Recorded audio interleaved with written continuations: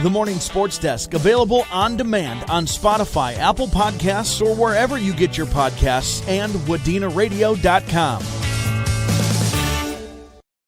Is the Morning Sports Desk on this Tuesday, the 7th of January, and it's the Morning Sports Desk powered by Pizza Ranch and the FunZone Arcade in Wadena. I'm CJ Baumgartner, Corey Tackman over there, and the winter sports season continues. Now we're full on into January, first full week. We had a couple games last week, but those feel a little like, oh, are we back yet? Are we not back yet? We're most certainly back, Corey, and you have a boys basketball game at the Nest tonight. What's the deets? Spill the tea. What do you got? I've got the Staples-Motley Cardinals hosting the Barnesville Trojans, Heart of Lakes Conference boys basketball. And the main question here is, CJ, is it going to be raucous in there with these two teams? Because the last time most of these boys saw each other was a state football quarterfinal not too long ago. So I'm looking forward to some fireworks in this one, huh? Yeah, we'll see if anybody remembers. We'll see if there's any prognostication over if a basketball crosses center court at the right time, or like that QB sneak play or whatever. There's always something. It's fun.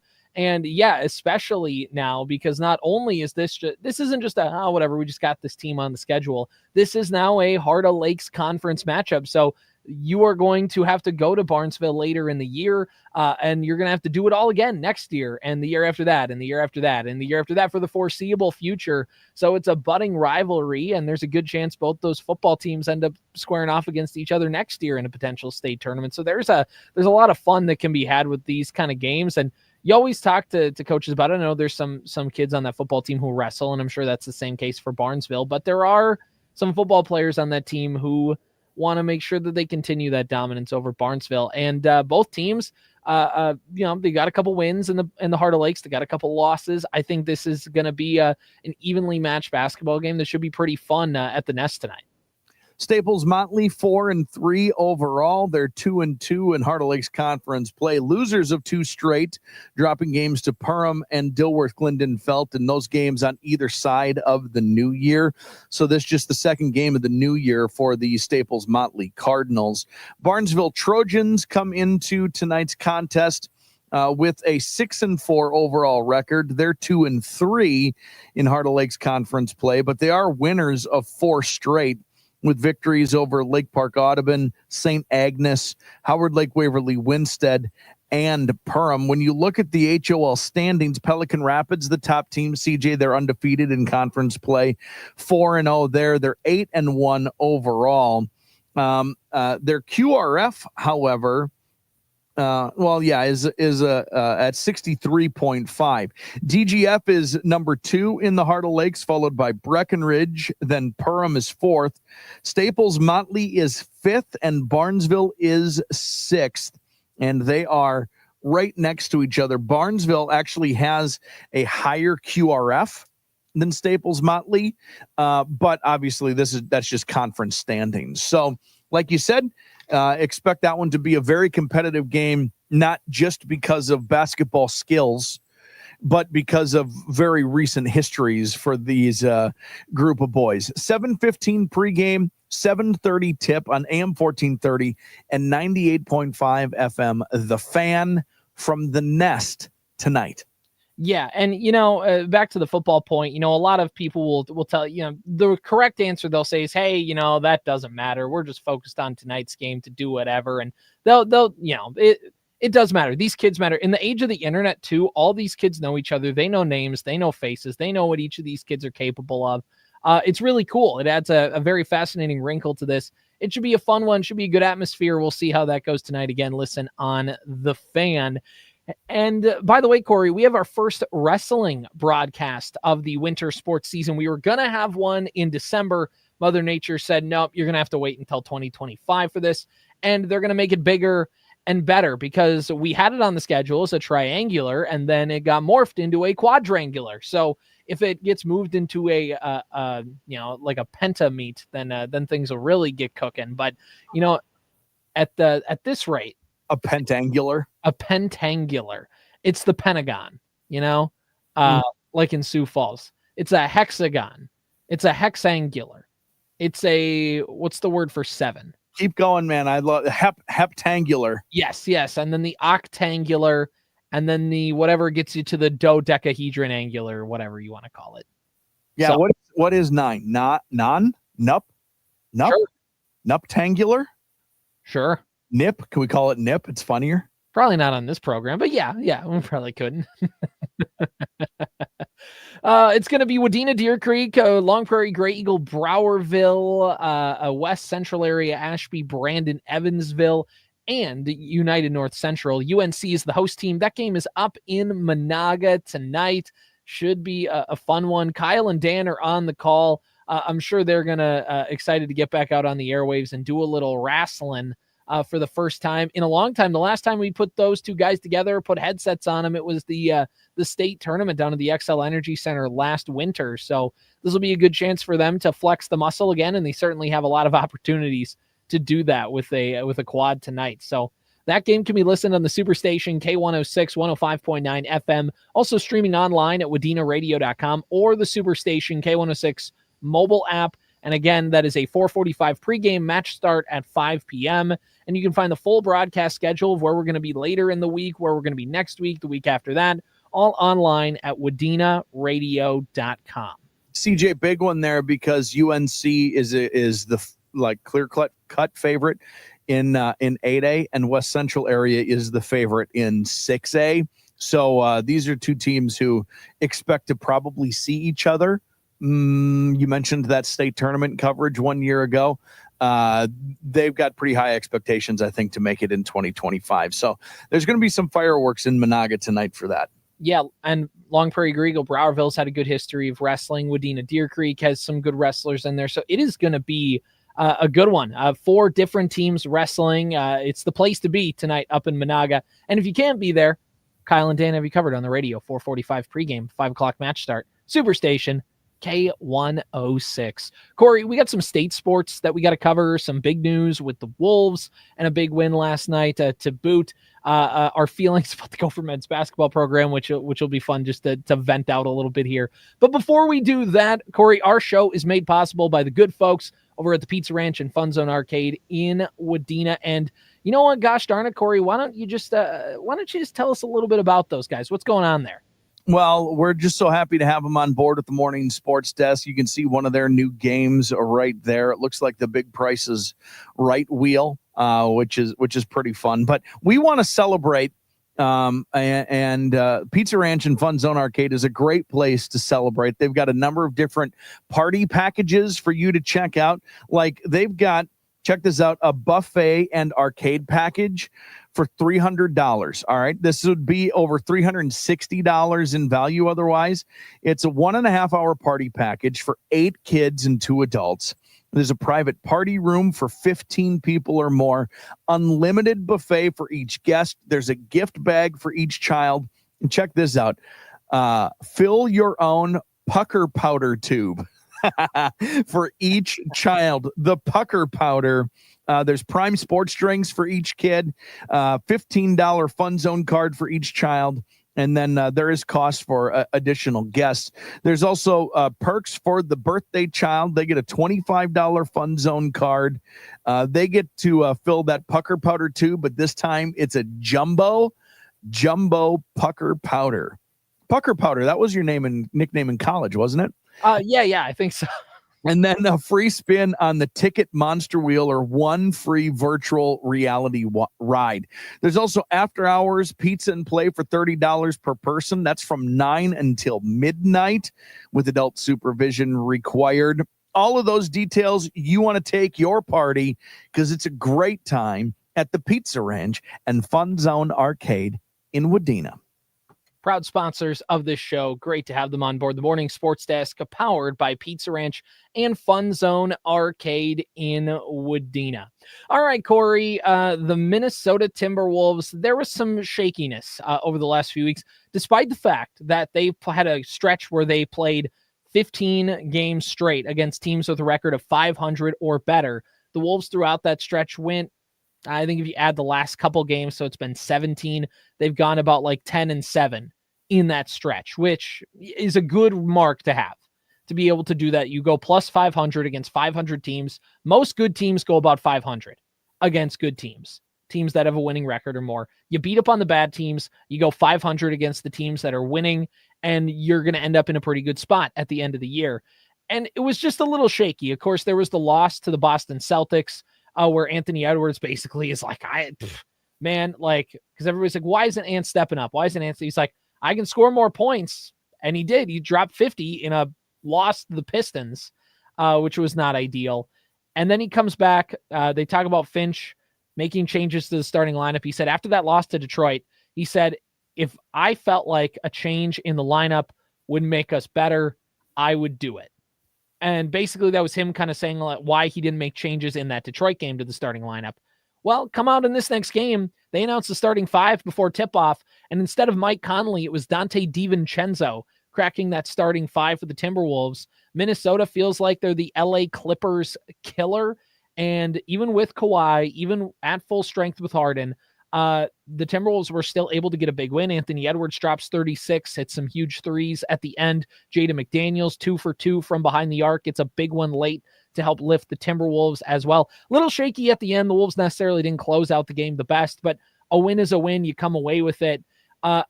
Changes to the starting five, though, kind of at this point in the season. How are we feeling about that, Corey? Well, this is when it's supposed to happen. I'm doing my best to remain patient because they are still weird. To your point, like to come out of that 500, you said, good teams go 500 against good teams and beat up on the bad teams.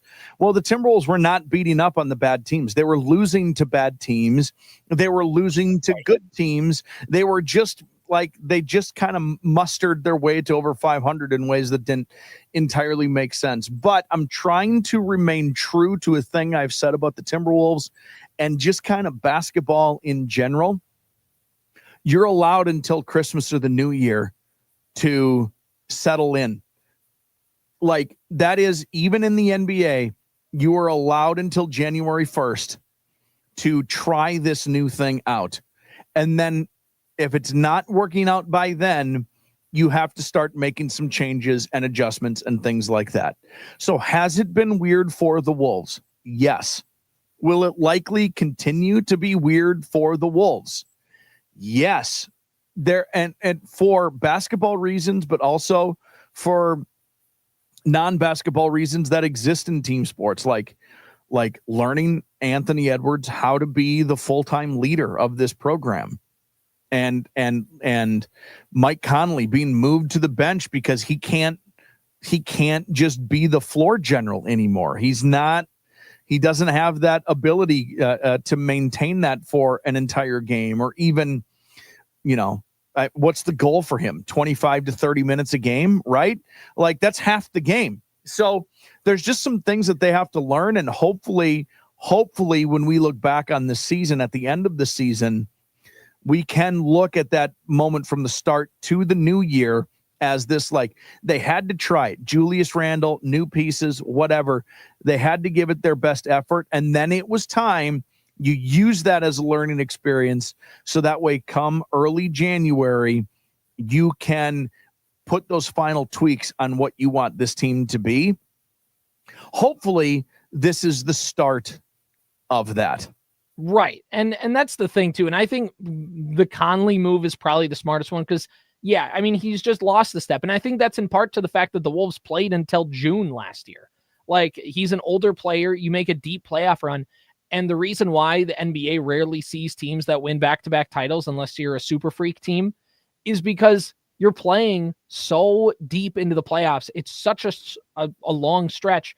And then to shorten that off season, I think that's in part of Conley's struggles, and it's probably not going to get better because, I mean, he's not going to take a month off, especially when Dillingham, the guy you drafted to kind of be that guy to help kind of relieve Conley and give him breaks from time to time, has been banged up through the early part of the season. You haven't been able to get him into big stretches. So I think replacing him for DiVincenzo is the smart move. You go from one veteran to a younger veteran, but a veteran still, and a guy that will still give you that defensive intensity and the guy who can still do things right on the floor. And by the way, I know we have the lapses in Julius Randle defense. That is a thing. And the Wolves every once in a while will play bad defensive games, but it's the NBA. It's like a top 10 defense in the NFL giving up 34. In the modern game, the way that they heavily favor offenses, that's just going to happen every once in a while. And it's the same thing in the NBA. The Wolves, by the way, I mean, how many points did they give to the Clippers? 106? Like that's a good mark. You allow 106 points a night, there's a good chance you're going to win most of those. The Wolves are still a good defensive team, but like last year, their problem has been offense, and it's the fact that Jaden McDaniels and Rudy Gobert, 2 of your 5 starters, have been just nothings on offense. Mix that in with Mike Conley slumping, and the fact that Randall can be a scorer, but he's a little hot and cold. And Cat was that scorer who could help Ant last year, and they're trying to figure out who can be that mix, and Randall just has been a little too inconsistent to fully replace Cat's offensive production, but Cat is one of the better offensive players in the league, so that's kind of expected. So it's like you talked about, Corey, there's a learning curve that Ant is going through here of being the guy and kind of learning how to transcend that team. And again, DiVincenzo just hasn't quite been the offensive piece that they thought he was going to be. Randall has been weird. Dillingham, your new piece, has been banged up a little bit. Conley's just showing his age a little bit. There's reasons to why the Wolves are the team they are this year, but they're still a good basketball team. That's a good Clippers team that they beat last night. That was fully healthy. Yeah, Nickeil Alexander-Walker hasn't been great. Nas hasn't been great. Jaden has not been great. I'm just talking offensively here, right? Because like you said, defensively, they're fine. They're good enough right now defensively. Mm-hmm. It needs to get better if they want to have long-term success, but it's fine for right now.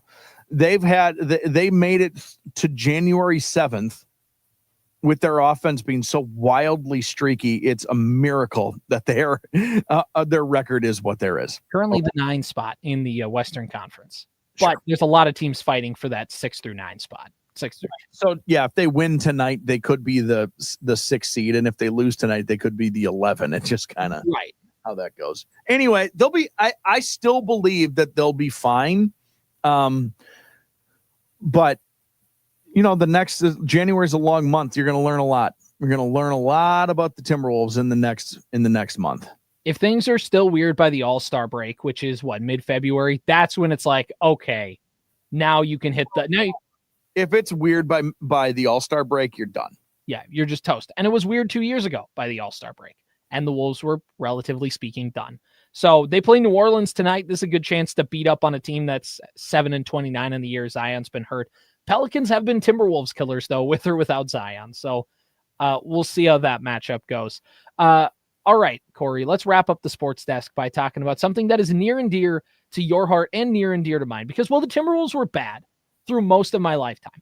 I barely remember the Kevin Garnett years, the end of the Kevin Garnett years and the conference finals run in 04. Like, that existed, and I was there, but I wasn't, watching Timberwolves games every single night. You know what I mean? The Timberwolves I grew up with were Kevin Love and Big Al Jefferson and Ricky Rubio and some of these guys.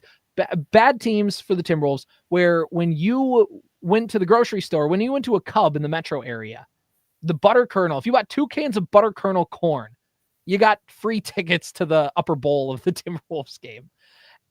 That's how bad the Wolves were. So I didn't care about the NBA, really. I didn't really care about the NBA growing up. I didn't really care about the NBA or the Timberwolves. But you know what I did care about, Corey? I cared about Gopher basketball. Gopher men's basketball was fun. The barn was awesome. I went to the barn for state tournaments when Bertha Hewitt made it. So I'd been to the barn. I loved the atmosphere. I loved going there. It was so cool.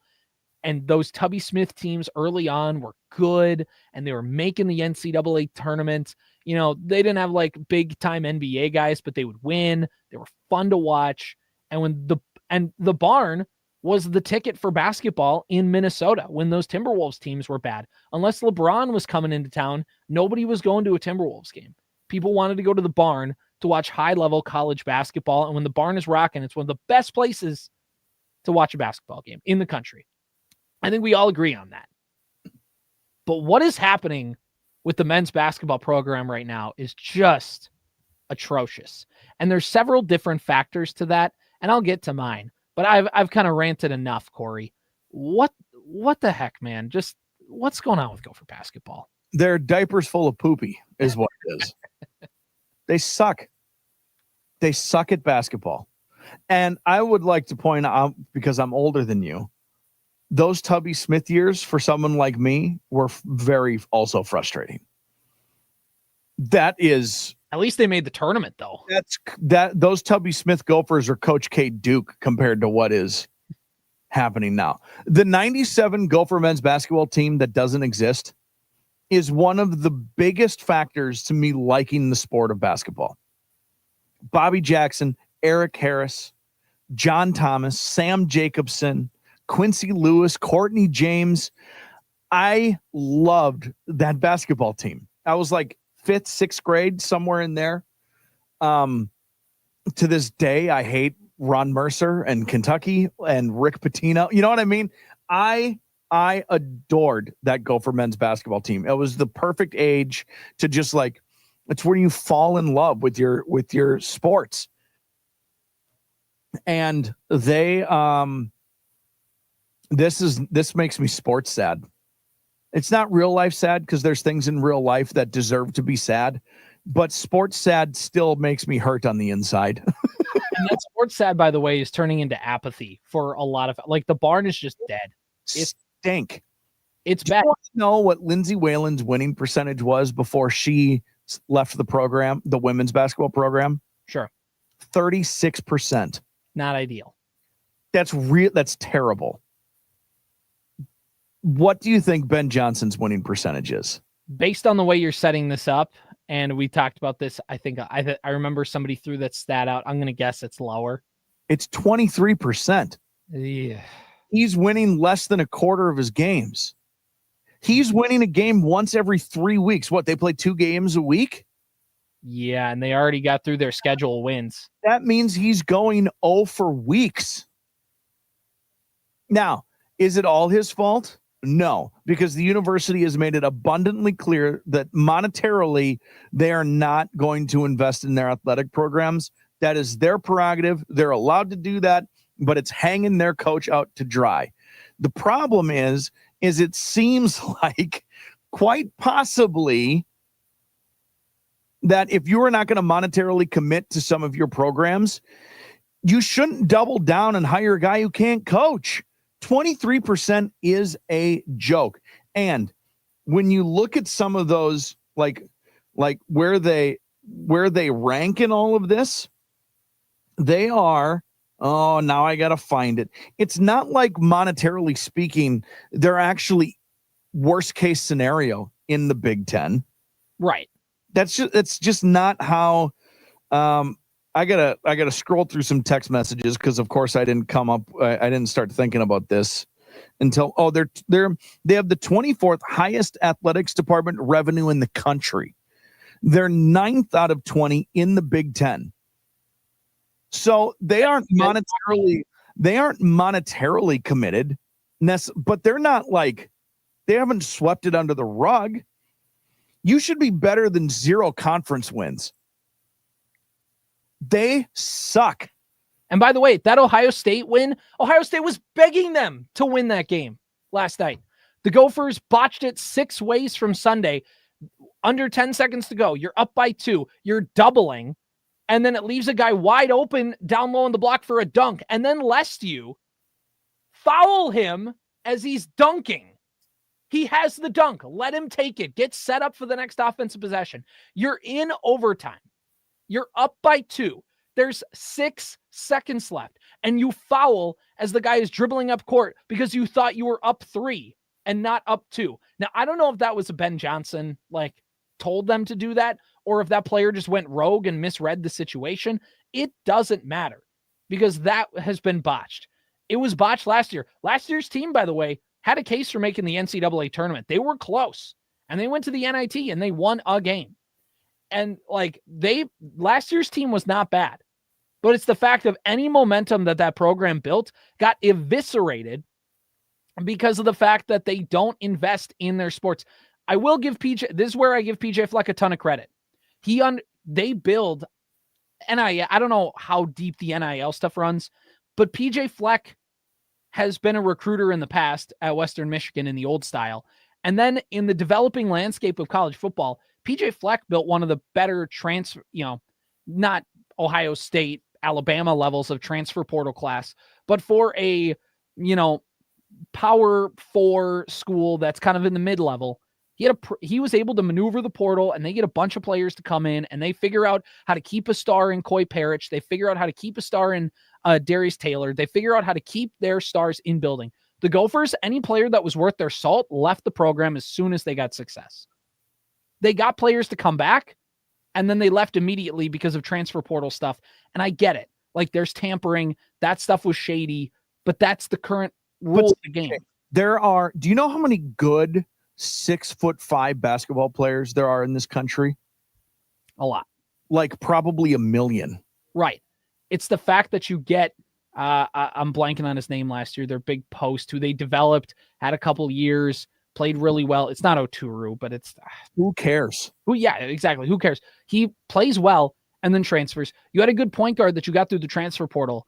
You did a good job. He even, in fact, was going to stay. And then at the last second, gets a bag from whoever, Ohio State maybe, and bails. Like, and it's not like they're losing them to blue bloods. They're just losing them to other schools that are willing to invest. So it's a big problem. One is Ben Johnson just can't coach. Like, he X's and O's wise, he gets circles ran around him by other coaches. That doesn't help. His biggest strength was the fact that he was a big recruiter on Coach Pitino's staff when he was coaching the Gophers. And I think that's why he got the job. He's a Minnesota guy. But the problem is, even if you do get a good player to walk in, any success they have, they're leaving. So you can't actually build a team. And even if you feel like you can kind of develop them, you're going to hold them back because you can't coach. And the university can't keep anybody here. The university can't pay anybody to stay here because for whatever reason, the University of Minnesota, based in the Twin Cities with companies like Target, 3M, General Mills, whatever, at a billion other Land O'Lakes, a billion others down the line, they can't seem to get any money invested for their programs. It's insane, and they reap what they sow. And by the way, Corey, to put the cherry on top, according to ESPN or whoever's basketball power index on who's the better team, what is the top D1 men's basketball program in the state of Minnesota? St. Thomas by a mile. St. Thomas by a mile. And by the way, it shocks no one that that's the case. No, the only thing that's shocking is it only took 2.5 years rather than 5. They went from D3 to D1, and they could build a program faster than the Gophers can build one. True or false? Anthony Edwards is less than a year older than Parker Fox. Less than a year older? I'm going to say false. I'm going to say Parker Fox is older than Anthony Edwards. That's correct. Parker Fox is a year older than Anthony Edwards. That Parker Fox is important. He's on his 5th knee. That's who God bless that guy. God bless him. But he had one nice year at the D2 level, and they're like, get him a Division I scholarship immediately. Like, they suck, man. And it's a huge bummer. Yeah. Wow. We've ended the last 2 shows feeling sad. I do have one more thing I want to bring up with you. Okay. Because I know you watched it last night. Did you watch the NDSU Montana State game? Yes, I did. My wife had it on when I walked in the door when I got home last night, and it's what we watched until the game was over. And we watched the extra celebration on ESPN Plus. Right. Hook 'em horns or whatever. It's this, actually. Yeah. I know what I did. My question is, do you remember the second touchdown of the game for NDSU? The 64-yard pass? Yeah. So I had it. The game was on, but when that game started, and it's kind of a weird time of night for us with 3 little boys in the house. So I saw the play, but the TV was on mute, and you just kind of, I don't know. Was that a quarterback draw, or was there just nobody in the middle of the defense and the quarterback just made the right move and took off? Because you don't defensively, there was, as they really did a wonderful job of showing this, there was no one in the middle of the field. There was no defender between the hash marks, pretty much. They had everybody split out. I don't know how you spread that many people out and pull that many defenders, but to me, it looked like that quarterback was just like, Are they not going to put anybody in the middle of the field? And all he did was take the snap and hold it for a half a beat before he took off. I think it was like a 64-yard score. It looked to me like there's no way that play could have been designed. He just saw what the defense was giving him and knew that. I mean, CJ, you and I could have run for 12 yards at least on that play. Yeah, I could have at least gotten positive yardage on that play before a defender snaps me. But I think it was a designed run, but only because North Dakota State likes to run with that quarterback. They like to draw plays for him. But also, and here's also why I think it, because NDSU is not a spread them out, run a team. They are a ground and pound kind of thing. So if they're spreading you out, it's probably to set you up for a play like that. So that would be my only rationale of why it's a designed running play. That's fair. I just don't the rest of the game. It's not like they were just running him right up the butts of interior linemen. Like everything was he's a good athlete. And they like to get him outside, right? Like it's kind of tackles and out. So the fact that this thing was just right up the chute, really, it just struck me as it seemed like it was just a really good heads up play by that kid. It might be.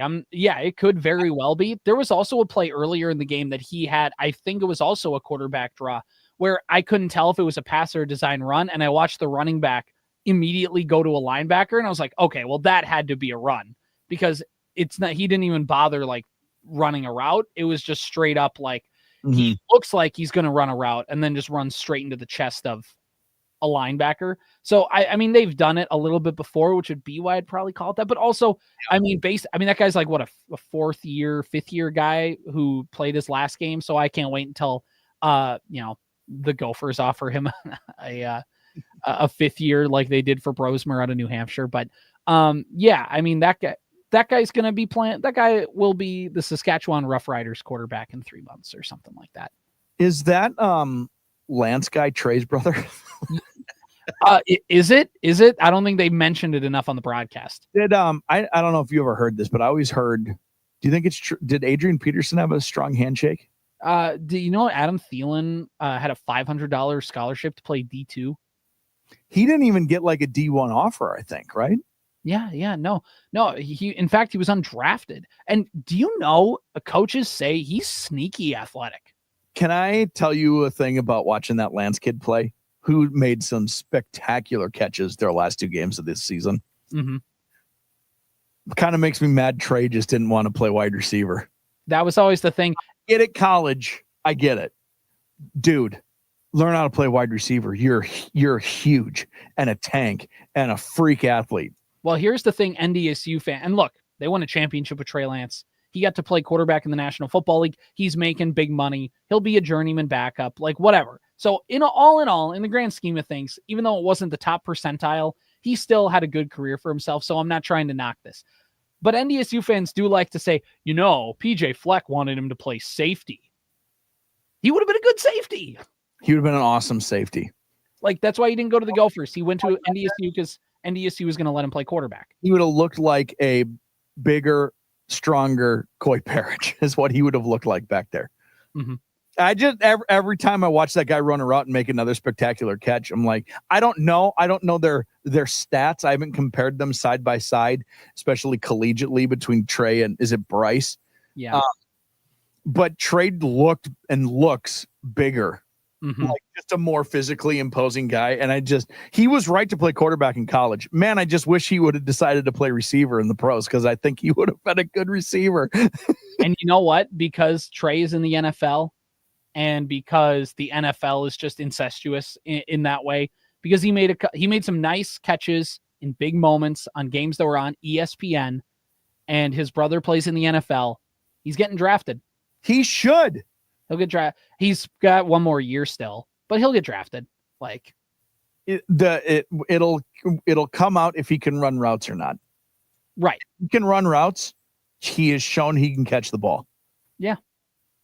Anyway, I just wanted to talk about that one play because otherwise I don't give a crap about NDSU.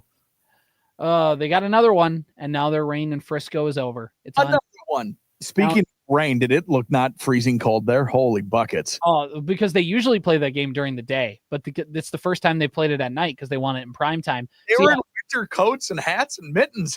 And they're like, it's chilly. It's below 30 degrees here. I'm like, that'd be pretty nice if it was. Awesome football game. Yeah, and which, by the way, plays into North Dakota State. Even though they play indoors, they play all these teams. Like, they go to SDSU in December and they play games, and Montana State plays outside. Like, to those two teams, it's probably perfect conditions for them to be like 35 degrees at kickoff. That's perfect temperature to play football. Yeah. And when I went once with my in-laws, and all week long in Frisco and the Dallas-Fort Worth area, it was like 70 degrees. I was in shorts. I was feeling good about life. And then it was the time of the game, and it was 40 degrees and rainy all morning. And we went to the game, and I was freezing, and I'm bundled up, and I'm just like, I had fun overall. They won the game. My in-laws had fun. It was a good trip.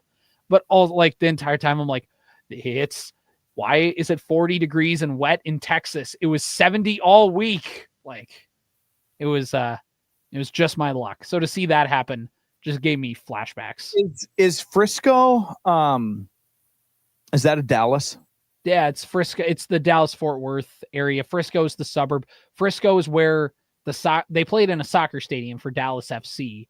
So that's where they played the championship game. But Frisco is where Jerry's big practice facility is. And Jerry, by the way, you sent this. Jerry, was that real? Yeah, it's for a real show. It's a Taylor Sheridan Paramount show because of course. I know it's a real show. It was so good that I thought maybe somebody superimposed it just because it'd be funny. Like an AI video or something? Yeah, no, that's real. Jerry Jones is in this show with Billy Bob Thornton and has this unbelievable scene with John Hamm and Billy Bob Thornton in a hospital.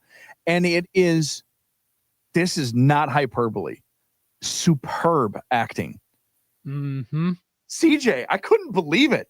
It was excellent. It was good. And it's not just that he said the lines and the lines or whatever. The lines are good, well written, but it's the thing that actors do well. They move their eyes, they move their face, they have the like the pauses and the little like facial features that he would give little smirks or pouts, or he would like well up in these I could not believe it. He was really acting with Billy Bob Thornton and John Hamm, who are universally known as good actors. Uh-huh. He jumped off the screen with those guys. Uh-huh. It's insane. It's insane. And all the Dallas media is like, he couldn't do this with us once. He kind of it's funny. It's really well done. Really well done. That being said, if you're down in Frisco, Texas, just there's this random barbecue place. Don't even know the name. Found this little off corner side building. We walked in there. My in-laws went there and they brought me when we went down to Texas 5 years ago now, which makes me feel old. And you just get the plastic tray and they just start slapping That's how you know it's good. It's a little place off to the side. It's not a chain. It's not a thing. The building is not impressive, but you walk in, they give you a plastic red tray and they just start throwing cups of meat on it. Cups of meat. You wear your NDSU green and gold, they'll treat you extra right, I'm sure. They do actually, because they go down there every year, so they want them to come back for the business of all their Busch Light for the weekend. Story that they will tell you every single year. Mm-hmm. Same thing when Winona State was winning all those basketball games, and that national tournament was in Springfield, Mass. It was the same thing. Like, we love when you guys come out. I mean, it was like, for all the reasons everybody says, right? Super friendly, super, like, you just get to know these people because they're spending a little time each and every single year. And goodness gracious, do you guys like light beer? Goodness gracious, we don't have enough Busch Light kegs in the Dallas-Fort Worth area, which is one of the biggest metropolitan areas in the country. We're all out. Thank you guys for that. Now they're gonna have to go do it to Nashville. Deal. This has been the Morning Sports Desk, powered by Pizza Ranch and the FunZone Arcade in Wadena on a Tuesday, the 7th of January. See you tomorrow. The Morning Sports Desk, available on demand on Spotify, Apple Podcasts, or wherever you get your podcasts, and WadenaRadio.com.